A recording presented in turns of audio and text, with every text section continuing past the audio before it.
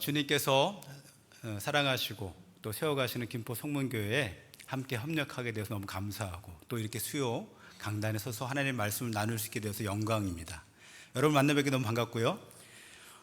저 오늘 키르기스탄에서 잠깐 여러분에게 좀 소개를 해드리고 싶습니다. 제가 준비한 PPT가 있는데 함께 볼 수 있을까요? 네. 저희 교회 이름은 산이에빗 승리와 기쁨의 교회입니다. 왜 산이에빗이라고 했냐면 저희 키르기스탄은 산악국가입니다. 평균 고도가 2,785m에 달하는 산악국가이고 5,000m가 넘는 산들은 수두룩하고 제일 높은 산은 7,000m가 넘는 두 개의 봉이 있습니다. 그래서 히말라야에 지친 분들은 다시 키르기스탄으로 트레킹을 하는 추세입니다. 이제 저희가 밤하늘에서 2,000m 넘는 곳에서 찍은 사진이에요. 갤럭시로 찍을 수 있는 사진입니다. 다음 사진 한번 보실까요? 중앙아시아의 제가 하기로 했죠. 까먹었습니다. 이렇게 하면 되나요? 켜야 되죠. 안 되네요. 넘겨주죠.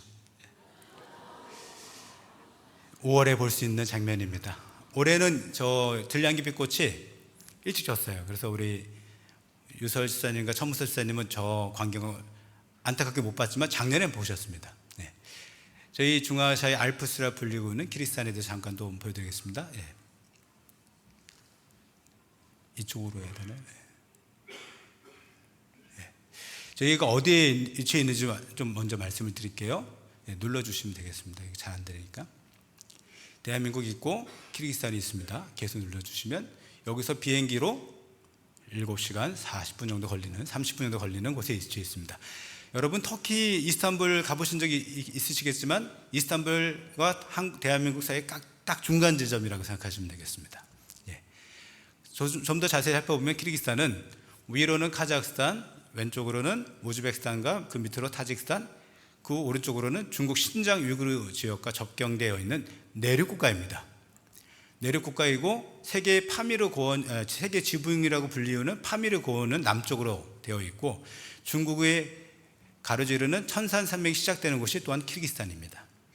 그래서 산악국가이고요. 넘겨주시면 이번에 천문서 집사님과 유설 쌤 모셔서 올라간 곳이 바로 이곳입니다. 알튼 아라샨이라는 곳인데 2,500m까지 올라갔는데 저 차가 보이죠? 저 84년도에 생산된 그 소련식 차입니다. 일명 빵차라고 하는, 빵하고 모양이 비슷해가지고 저 차를 타고 올라갔는데 그 올라가는 고통은 이루 말할 수가 없어서 직접 체험해 보시면 알 수 있을 것입니다. 가는 광경이 너무 아름답습니다. 한번 보시고요.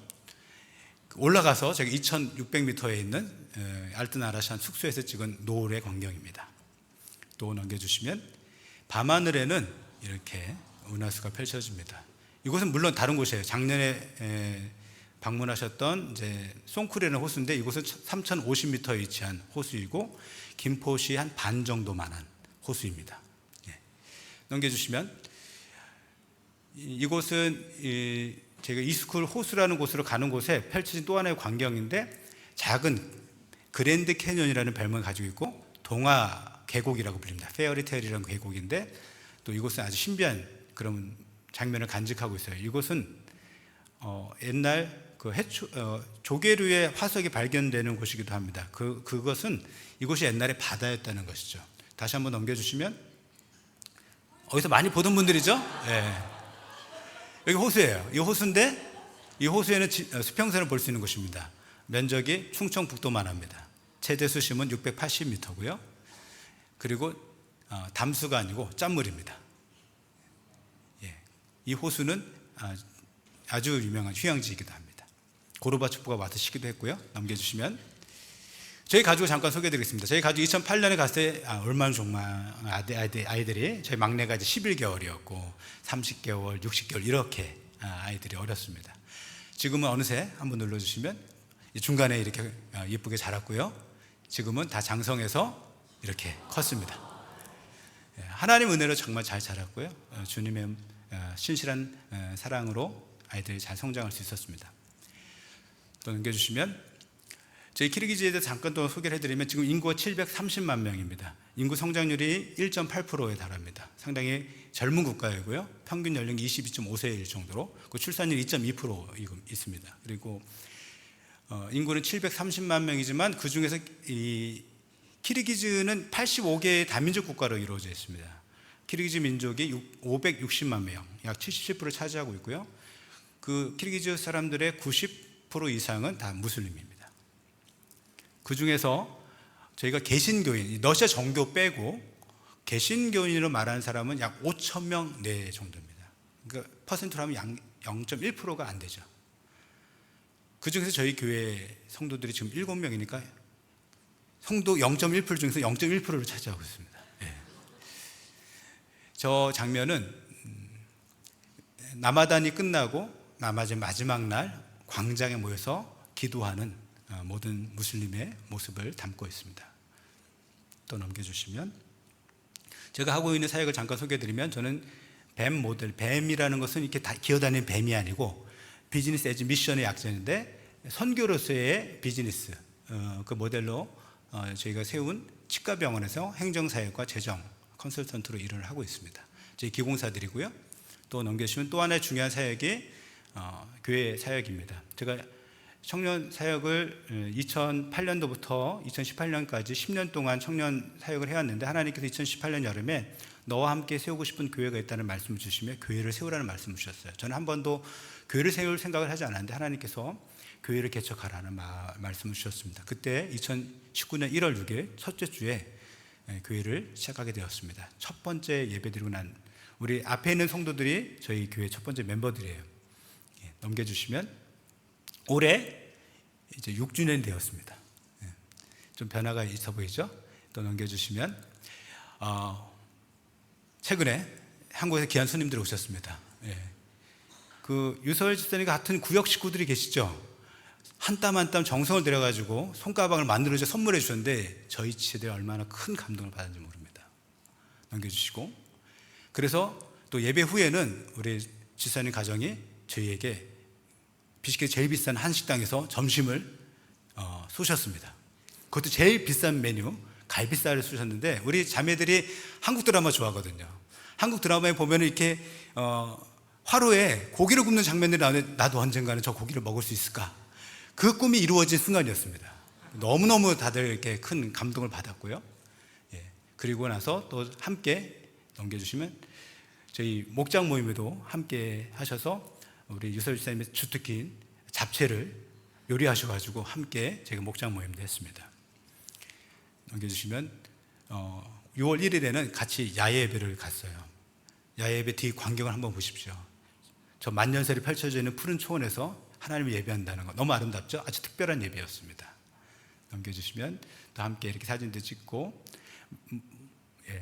그리고 이 자매가 받은 선물이 너무 감동해서 자기가 할 수 있는 재능으로, 이 자매가 그림을 잘 그리거든요. 의상 디자이너 전공인데 저 그림을 그려가지고 이 두 분에게 선물을 주셨습니다. 그리고 구역 식구들에게는 자기들이 직접 만들어서 열쇠고리를 만들어서 선물을 했어요. 이 선물 받고 싶으시면 오시면 됩니다. 넘겨주시면, 그리고 아침에 제가 묵상 모임을 하는데 묵상 모임도 함께 참석하셔서 함께 말씀을 나누면서 은혜를 받았습니다. 또 넘겨주시고, 5월 4일에는 저희가 어떤 일이 있었냐면, 모스크바에서 일하고 있는 이 청년, 아탄타이라는 청년입니다. 이 청년이 저희 교회 처음으로 나온 그런 초신자예요. 누나가 저희 교회 1호 세례자이거든요. 누나가 고향에 갈 때마다, 저 남부 지역의 고향인데 고향에 갈 때마다 성경을 알려주고 복음을 전하면서 처음으로 믿음을 갖게 되고, 이제 수도로 올라와서 처음 신앙생활을 저희 교회에서 시작한 거예요. 저희 교회가 어떻게 보면 모교회입니다. 그런데 무슬림의 그런 배경을 가지고 교회에 나오다 보니까, 그리고 시골에서 올라온 청년들은 러시아를 잘 몰라요. 저는 키르기즈를 잘 몰라요. 그러니까 러시아로 설교하다 보니까 잘 못 알아들어요. 그리고 질문이 많아요. 잘 못 알아듣겠어요. 그래서 처음에는 신앙생활에 참 어려움이 많았는데, 이 친구가 그럼에도 불구하고 꾸준히 예배에 나왔습니다. 그리고 성경 공부도 같이 나오고, 2년 전 11월에 모스크바에 이주 근로자를 갔어요. 근데 모스크바에서 아주 좋은 교회를 만났습니다. 미국인 선교사님 세우신 교회였는데, 이 교회는 청년들이 활발하게 모이고 있고 중앙아시아에서 온 많은 이주 근로자들이 민족별로 모임을 잘하는 곳이었습니다. 그곳에서 이 청년이 가지고 있던 많은 질문들에 대해서 하나님께 대답해 주기 시작하셨어요. 그리고 하나님을 경험하게 되고, 최근에는 새벽교회 다니면서 성령의 세례를 받았습니다. 하나님께서 방언의 은사까지 주셔서 이제 이 청년이 정말 몰라볼 정도로 변하게 되었습니다. 이 형제를 제가 초대를 하고 싶었어요. 저희 모교에 초대해서 세례를 주고 싶었습니다. 저희가 5월 22일 날 한국에서 목회자 세 분이 부부 동반으로 방문하는 일정이 있었기 때문에 그때 때에 맞춰서 저희 세례자 3명을 놓고 기도하면서 준비하고 있었습니다. 그래서 이 형제도 그때 초대하고 싶었는데 일정이 맞지 않는 거예요. 일하고 있기 때문에 1일부터 11일까지가 중앙아시아 그리고 CIS 국가, 그 CIS 국가라는 것은 구소련 독립연합 국가들의 공통적인 휴일이 1일부터 11일까지였어요. 올 수가 없는 거예요, 그 기간에. 근데 이 형제가 혼자 5월 4일에 와도 되겠네요. 그때 와서 세례를 받을 수 있겠냐고 기도하다가 너무 좋겠다. 그래서 저희가 항공비를 반 정도 지원해주고 이 형제가 마지막 오기 전까지 거주 등록 문제가 해결되지 않아가지고 여러 가지 어려움이 많았습니다. 공항에서도 잡혔어요. 불법 체류 문제 때문에 서류가 미비된 부분이 있어서 공항에서도 못 나갈 뻔했는데 하나님께서 이 형제를 풀어주셨어요. 그리고 왔습니다. 세례받기 전날에 와가지고 저랑 세례 문답하고, 저 목욕통 보이시죠? 저 목욕통을 제가 구하기 위해서 중앙아시아 제일 크다고 하는 도매시장에 가지고 하루 종일 늦었는데 없는 거예요. 그래서 어떡하나. 근데 마침 비식회 한인교회에 김장하려고 쓰던 아주 오랫동안 방치되었던 저 통을 빌려주셨어요. 성인 남자가 그냥 들어가서 푹 잠기기도 충분한 그런 통을 주셨습니다. 저 통에 푹 잠겨서 예수 그리스도의 이름으로 세례를 받았습니다. 그 세례를 받고 난 장면이고요. 넘겨주시면, 그리고 나서 5월 22일에 또 우리 목회자 3분이 오셔서 함께 목사님들과 2명의 세례자에게 세례를 베풀었습니다. 수영장을 빌렸어요. 이때는 저 수영장을 빌리는데 돈이 많이 듭니다. 그래서 우리 목사님들이 헌금해 주셔서 같이 했는데 세례를 받은 우리 빌링굴 자매고요. 20살 자매입니다. 또 넘겨주시면 30개월 된 우리 마띠아스 유아세례를 함께 베풀었어요. 이 두 사람이 5월 20일 날 세례를 받은 것은 또 저희 교회에 아주 큰 기쁨이고 경사였습니다. 넘겨주시면, 저희가 그때 세례를 받고 침례를 하고 바로 성찬 예식도 가졌습니다. 저 성찬을 위한 모든 그 기구들도 우리 목사님들이 한국에서 다 선물을 해주셨어요. 너무 감사하게 예배와 침례식과 또 성찬의 예식을 다 주님 앞에서 드릴 수 있었습니다. 넘겨주시면, 제가 좀 소개를 해드리고 싶은데 어떤 이야기인지. 저 자매들이 지금 보면은 20살, 21살입니다. 2004년생, 2005년생. 그리고 제 아내 옆에 있는 자매는 2006년생이에요. 그래서 학교를 일찍 들어가서 친구가 된 사람, 그런 자매입니다. 제 아내 옆에 있는 자매하고 둘이 친구예요. 초등학교, 중학교, 고등학교 친구. 키르기스탄은 1학년부터 11학년까지 다 같이 한 학교에 다닙니다. 그것을 시콜라라고 합니다. 시콜라에서 이 스쿨이라는 단어도 같이 나온 건데요. 그렇기 때문에 다 같이 다니다 보니까 어떤 친구 같은 게 1학년부터 11학년 쭉 같이 다니까 얼마나 친하겠어요. 그러니까 저 친구와 둘이 친한데, 제 아내 옆에 있는 그 아뎀이라는 자매는 무슬림인 친구입니다. 그 무슬림인 친구가 비시케게 상경에서 공부를 하는데 오랜만에 우리 옆에 있는 아이게림 친구하고 연락이 닿은 거예요. 그런데 이 아데미 친구는 영어를 잘합니다. 지금 키르기즈 영어 통번역에서 공부하고 있거든요. 미국인 선교사님, 여자 선교사님이 연결돼서 영어 성경 공부를 하고 있어요. 영어에 대한 관심이 많았기 때문에. 그러면서 영적인 관심이 많아지기 시작했습니다. 그리고 저희가 연결되어서 저희 교회에 나오기 시작했어요. 무슬림이지만 복음이 뭔지, 예수님이 누구인지에 대해서 알고 싶어서 저희 모임에 계속 나오기 시작했습니다. 근데 자매가 마음이 너무 좋아가지고 너무 말씀을 잘 받아들이는 거예요. 저희 교회 나온 지 한 1년 정도 됐을 때 이제 때가 무르익었다 싶어서 목장 모임에 그날따라 이 자매밖에 안 왔어요. 다들 못 오고, 때는 이때다 싶어가지고 같이 말씀을 쭉 나누고, 영적 기도를 하겠니? 따라했어요. 영적 기도를 같이 하고 같이 기쁨으로 하나님께 감사를 드렸고, 그 다음 주에 예배 왔을 때 우리가 축하하는 뜻에서 장미를 선물하고 자매를 축복했습니다. 그런데 그 뒤부터 5개월 동안 잠수를 탔어요. 예수님을 영접하고 난 뒤에 엄습해오는 그 두려움, 걱정, 염려, 불안이 있습니다. 이 키르기즈 사람이 아니면 잘 이런 이해를 못해요. 무슬림에서 예수님을 믿는다는 것은 무엇이냐면 그 사람들이 말하는 밥티스트가 된다는 것인데, 밥티스트는 상당히 경멸적인 언어입니다. 우리가 말하는 것처럼 세례 받은 사람이라는 뜻인데, 구소련 시대에 말이 통하지 않고 자기의 신앙을 끝까지 지켜가는 꼴통들을 불러서 우리 바프티스트, 특별히 러시아 사람들이죠. 러시안 바프티스트들은 정말로 순교를 각오하고 공산주의 치하에서도 믿음을 지켰던 사람들입니다. 그런 사람들을 격렬하게 부르는 단어가 바프티스트인데요, 바프티스트가 된다는 것은 가족으로부터의 분리, 그리고 사회로부터 엄청난 억압과 차별을 받는다는 것을 의미합니다. 그렇기 때문에 이 자매가 예수를 영접하고 난 후에 엄청난 불안과 두려움이 시들렸어요. 그리고 주님께로 돌아오기까지 왜 그리 힘들었을까? 엄청난 많은 시간들이 흘러갔습니다. 감사하게도 다시 5개월이 지난 다음부터 모임에 오기 시작했는데, 그 다음부터 얼마나 또 말씀을 기쁘게 받아들이고 예배에 기쁘게 참석하고 있는지 모릅니다. 이 자매도 이번에 세례를 받았으면 좋겠지만 아직 준비가 안 됐어요. 여전히 두려움이 있습니다. 키르기스 사람들에게 세례를 받는다는 것은 돌아오지 못할 강을 건너는 것과 똑같아요. 그렇기 때문에 쉽사리 결정 못합니다.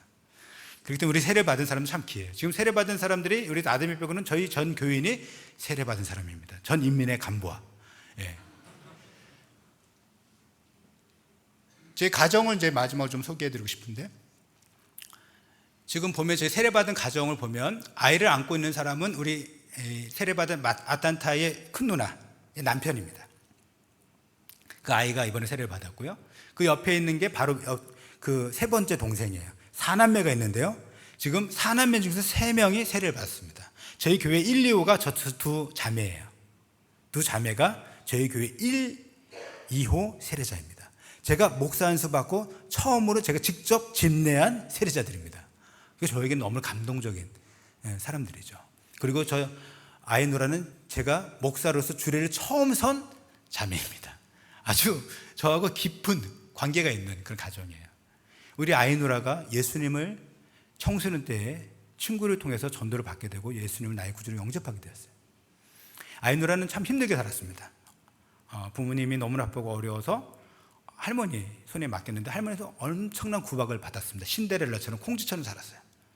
많이 맞기도 하고 집에서 많이 쫓겨나기도 하고, 사랑받지 못했다는 경험 때문에 청소년기에는 자살하려고 그런 시도까지 했던 그런 자매입니다. 그 삶의 위기 순간에서 예수를 믿던 친구로부터 복음을 전했게 되고, 그때부터 이의 삶을 변하게 됩니다. 우리 아이누라는 참 똑똑해가지고 남들보다 2살 일찍 학교에 들어갔는데도 불구하고 의대에 합격해서 장학생으로, 국가 장학생으로 모든 의대 과정을 마친 자매예요. 지금은 이제 아직 수련의 과정을 거치지 못했지만 장차 피부과 전문의로 공부하고자 하는 마음이 있습니다. 그 아이누라가 고향에 갈 때마다 동생들에게 복음을 전한 거예요. 그리고 하나님의 말씀을 나눈 거예요. 아직도 저 부모님들은 이 자녀들이 그리스도인 것을 모릅니다. 결혼할 때도 사이가 그리스도인 것을 숨기고 결혼했어요. 왜냐하면 알리면 집안에 풍비박산이 일어나기 때문에. 저 아버지는 12남매 중에 11번째 아들이에요. 그리고 아버지는 완강한 무슬림이면서도 또 신기하게도 알코올 중독자입니다. 원래 신실한 무슬림은 술을 안 마시거든요. 그러니까 얼마나 힘든 가정 환경인지 아시겠죠. 그런 환경 속에서 이 4남매 중에 세 남매가 예수님을 믿고 세례를 받았다는 것은 그 놀라운 결단이 아닐 수 없습니다. 저 형제는 이번에 세례를 받고 자기의 삶을 주님께 드리기로 결정했어요. 전임 사역자가 되고 싶은 마음이 있습니다. 그래서 모스크바에서 신학을 하고 고향에 돌아와서 부모님께 복음을 전하고자 하는 강렬한 열망을 가지고 있습니다. 기도 제목을 나누자면 우리 자매들 20살, 21살입니다. 결혼을 해야 될 나이가 되었어요. 저희 키르기스탄은 예전에는 18살, 19살은 다 결혼했어요. 저희 아이누라 아버지는 저보다 1살 어려요. 예. 그러니까 다들 비슷해요, 저랑. 그러니까 일찍 때 결혼하기 때문에 아이들이 일찍 낳습니다. 저 자매들이 만날 형제가 누굴까? 믿는 형제들이 별로 없어요. 그리고 믿는다고 하더라도 다 시원찮아요. 죄송하지만 형제들이 좀 시원찮은 면이 많이 있습니다. 자매들이 훨씬 더 뛰어납니다. 그래서 결혼을 위해서 기도해 주십시오. 저희는 국적과 피부 색깔을 불문하고 신실한 믿음의 사람들이면 됩니다. 그래서 우리 자매들이 정말 믿음의 가정을 이룰 수 있도록 대를 이어서 하나님의 나라가 가정부터 시작될 수 있도록 기도해 주십시오. 그것이 키르기즈의 하나님 나라가 세우는 아주 중요한 통로이고 초석이 됩니다. 개인으로 쓸 수 없습니다. 한 사람의 신앙이 가족과 집단 문화의 이슬람의 압력을 이겨낼 수 없어요. 가족이 되어야 되고 공동체가 되어야 됩니다. 오늘 말씀을 잠깐 우리가 함께 본다면 주님께서 베드로를 통해서 핍박받고 있는 소아시아의 그리스도인들에게 당신들이 어떤 사람들인지 다시 한번 상기시켜 줍니다. 처음 1장 1절에서 이들은 흩어진 나그네들이라고 사도 베드로가 얘기하고 있습니다. 흩어진 나그네들. 나그네들이라고 하는 원어의 뜻은 디아스포라입니다. 원래 디아스포라의 뜻은 바벨론 포로로 인하여서 흩어진 유대인들, 그리고 그 이후로 고향에 돌아오지 못하고 세계 각지에 흩어져 살아갔던 유대인들을 가리켜 디아스포라라고 말했습니다. 그렇다면 1장 1절에서 말하고 있는 이 베드로 전서의 수신자들은 어떤 디아스포라일까요? 저는 예전에 이들이 정말로 핍박을 받아서 자기 고향과 집과 모든 삶의 터전을 잃고 그 소아시로 도망간 그리스도인들이라고 생각했습니다. 그런데 좀 더 자세히 보니까 그 의미가 아니고 여기서 말하는 디아스포라라고 하는 것은 본질상 모든 그리스도인들은 이 세상에서 디아스포라라고 하는 것입니다. 우리는 하나님의 나라에서 하나님 나라로 돌아가야 될 외국인과 나그네라는 사실입니다. 그런데 외국인과 나그네는 필연적으로 많은 긴장이 있을 수밖에 없습니다. 본국의 통치와 또 많은 제재를 받을 수밖에 없어요. 제가 외국인으로 살아갔잖아요. 18년 동안 지금 외국인으로 살아가고 있는데 그냥 살지 못합니다. 비자 받아야 되고요. 거주 등록해야 됩니다. 거주 등록하는 것 하나 자체가 얼마나 많은 시간과 에너지를 소모하게 되는지 모릅니다. 이번에도 거주 등록이 시간이 지나버렸어요. 손님들이 오고 또 여러 가지 방법을 시도하다 실패해가지고 안 돼가지고 이 등록 기간이 지나가지고 이제 벌금을 물어야 될 텐데 그 벌금을 다시 내고 또 거주 등록하기 위해서는 경찰서에 가야 되고 여러 가지 복잡한 절차가 있었습니다. 경찰서에 가도 한 번에 끝나지 않았어요. 3번, 4번 왔다 갔다 해야 돼요. 중앙아시아에는 그런 말이 있습니다. 중앙아시아에는 되는 일도 없고 안 되는 일도 없다. 네. 편안하게 가셔야 돼요. 짜증내면 큰일 납니다. 그냥 암 걸려서 일찍 죽어요.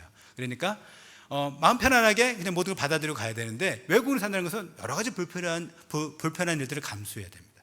근데 그리스도인들이 우리 외국인과 나그네로 살아가야 되는 우리의 필연적인 운명이 있다고 말하는데 사실 이 세상 살아가는 것이 너무나 편하죠. 익숙하죠. 그럼 우리는 아직 외국인과 나그네의 삶이 아닌 것입니다. 그런데 이것과 긴장되는 하나의 또 다른 정체성이 있는데 그것은 뭐냐면 너희는 택하신 족속이요 거룩한 나라의 왕같은 제사장이라고 말하는 것입니다. 비교할 수 없는 약간 일치되지 않는 그런 우리 신분을 보여주죠. 그런데 이 말씀은 출애굽기 19장에서 하나님께서 이스라엘 백성과 시내산에서 언약을 맺을 때 이스라엘 백성을 향하여서 주신 말씀입니다. 너희가 내 언약을 지키면 너희는 내 백성이 되겠고 내가 택한 족속이 되며 거룩한 제사장이 되리라 말씀하셨습니다. 여기서 거룩한 제사장은 원어의 뜻에 보면 제사장들의 나라라고 되어 있습니다. 우리 모두 한 사람 한 사람이 하나님의 거룩한 제사장으로 부름 받았다는 뜻입니다. 그렇기 때문에 하나님의 언약은 개인적인 것이 아니고 공동체적인 것입니다. 교회 공동체, 가족 공동체. 나 한 사람이 아니라 우리 모두가 하나님의 이 부르심을 받았다는 것입니다. 그렇다면 이 부르신 이유가 무엇인가? 이거 우리가 누구인가를 설명해 주는 우리 정체성의 근간이라고 한다면 그 정체성에서부터 사명은 나타나게 되어 있습니다. 사명 없는 정체성은 없습니다. 하나님께서 우리를 왕같은 제사장으로 부르셨다고 했을 때는 그 이유가 있다고 말씀하시죠. 곧바로 뒤에서 주님께서 말씀하시는 것은 우리를 구원하신 그 귀한 제의 아름다운 덕을 선전하게 하려 하시기 위해서 우리를 부르시고 택하셨다고 말씀하십니다. 그렇기 때문에 우리 모두는 하나님의 선교적인 사명과 부르심을 갖고 있는 것입니다. 그것이 꼭 회의가 아니더라도 우리 삶의 자리, 우리 가정, 우리 직장, 우리 마을 공동체, 이 나라 이 민족이 그리고 우리가 열방을 품고 기도하는 그 모든 삶의 자리가 우리가 부르심받은 선교적인 자리라는 것입니다.